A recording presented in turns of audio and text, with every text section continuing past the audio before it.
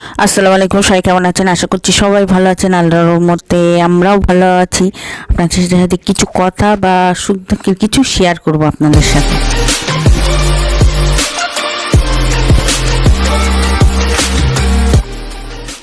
সকালের নাস্তা খেতে বসে গিয়েছি, এখন ঘুগনি, পরোটা আর ছেলের জন্য আলুর দম, আর ছেলেকে পড়াতে বসেছি।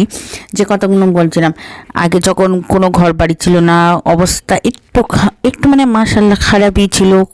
একটা ফোন কিনতে গিয়েও কত ঝামেলা।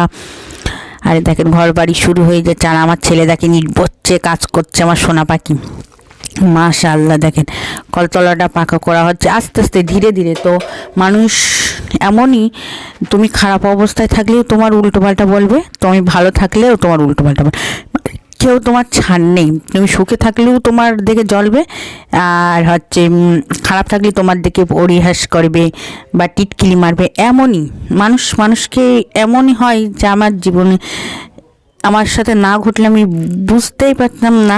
এমনই তো আমার খাটেও শোবো এরম কপালও ছিল না। তা মাশাআল্লাহ আল্লাহর রহমতে সব কিছুই আমার ইচ্ছা ধীরে ধীরে পূরণ হচ্ছে। আর আমার ছেলে দেখেন খাটের ধরে ডন দিচ্ছে।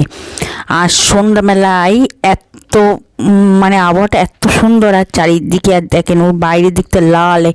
আর এই দেখেন পাখি মানে পাখিগুলো কিচিরমিচির করছে। আর এই দেখেন উই পাখা উঠছে, তাই ইঁদুর খাচ্ছে, পাখিগুলো খাচ্ছে, এত উই পোকা বেরোচ্ছে। যারা গ্রামে থাকে তারা তো বুঝবে উই পোকা মানে কি।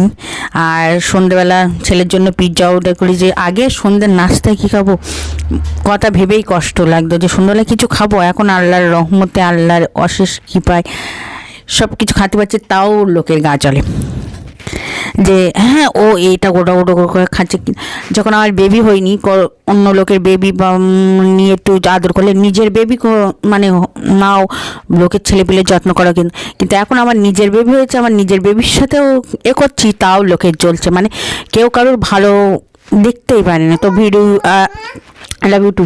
ভিডিওটা এই পর্যন্ত। সবাই ভালো থাকবে, সুস্থ থাকবে, ভালো থাকবে না। আজ ব্লগের সাথে আমাদের জন্য দোয়া করবে। কোথায় bye bye, tata. Bye bye everyone. محمد نبينا بنور هدينا.